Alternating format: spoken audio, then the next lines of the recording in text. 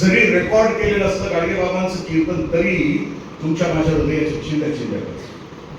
जी करुणा, जे प्रेम, जे वात्सल्य, जी समाजाविषयीचा जो कळवळा आहे, सगळा कळवळा गाडगेबाबांच्या त्या कीर्तनामध्ये. आज संध्याकाळी जा, उघडा ते कीर्तन अवेलेबल आहे युट्यूबला. 56-57 मिनिटाचं कीर्तन. म्हणजे जसं की म्हणजे भगतसिंग असं म्हणतात की सिर्फ हंगामा खडा करना हमारा मकसद है, कोशिश ये की परिवर्तन करना. म्हणजे आम्हाला कीर्तन करत असताना किंवा काही करत असताना, प्रकट होत असताना मी कोणीतरी वेगळा आहे, मी कोणीतरी विशिष्ट आहे असं न होता मी ज्या समरसतेने आणि समारोपाला मी काम करतो आहे, समरसतेने त्याच्यामध्ये विलीन काम करतो, ती गोष्ट आम्हाला देत आहे. हा प्रवास अज्ञानाकडून ज्ञानाकडचा आहे संत साहित्याचा. मी कुठपर्यंत गेला पाहिजे. जगद्गुरु तुकोबाराय म्हणतात की मी काय देतो आहे तुम्हाला, या रे सेवितो हा रस, वाटी तो अनिल, होऊ नका राणधरे. एवढ्या दोनच चरणामध्ये इतकं सुंदर म्हणजे आम्हाला सगळ्यांना मार्गदर्शन केलं की आम्हाला जर या क्षेत्रामध्ये प्रबोधनकार म्हणून भविष्यामध्ये यायचं असेल तर होऊ नका राणधरे. राणधरी नावाचा तो पक्षी आहे. तो असा एकदा उडतो, एकदा सत्तेच्या भिंतीवर आपडतो, एकदा उठतो, एकदा संपत्तीच्या भिंतीवर आपडतो, एकदा पदाच्या, प्रतिष्ठेच्या आणि कपाळमोक्ष होऊन खाली पडतो. पण जर क्लॅरिटी असेल माझ्या आयुष्यामध्ये, याच क्षेत्रामध्ये मला प्रबोधन करायचं आणि त्यातल्या त्यात बाळांनो मी तुम्हाला संत साहित्यामध्ये यासाठी सांगतो की बोलता बोलता आपणही आज स्वतःला प्रकट करत आहोत. आपणही आपल्याच्या शुद्धीच्या मार्गाला राहतो. कालचा मी आणि आजचा मी संत साहित्य वाचत असताना बदलत राहतो. हळूहळू ढाळे ढाळे असं मागणी, बरोबर ना, ढाळे ढाळे हळूहळू मी माझ्या आता विकास करत राहतो.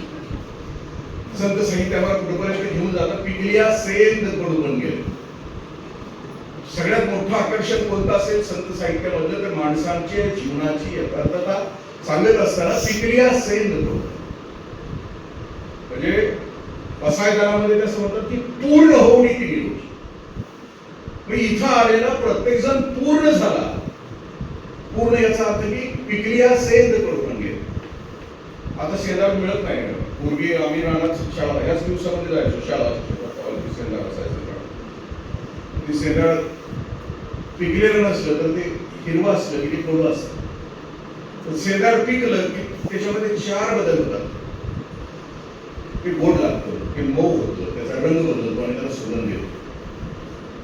जगद्गुरु असं म्हणतात की माणूस पिकला आहे का तो मऊ होतो, तो गोड होतो, तो सुगंधित होतो. म्हणजे ती संगराची भाषा कुठली भाषा, विनम्र. हा वारकरी विद्रोह विनम्र आहे. पिकलेला माणूस हा कायम विनम्र असतो. तो मऊ असतो, तो गोड असतो आणि त्याचा सुगंध येतो.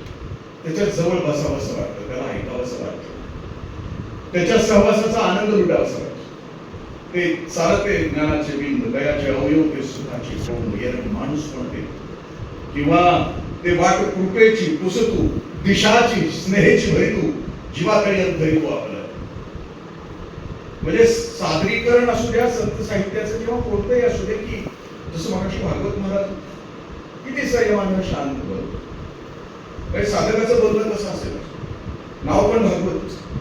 भागवत धर्म या शब्दाचा अर्थच असा आहे की आयुष्यभर भागवत भागवत भागवत गेल्याशिवाय सुट्टी नाही. म्हणून त्याला भागवत. कुणाचं पण ऋण उरावर न ठेवता मरण म्हणजे भागवत धर्म स्वीकार.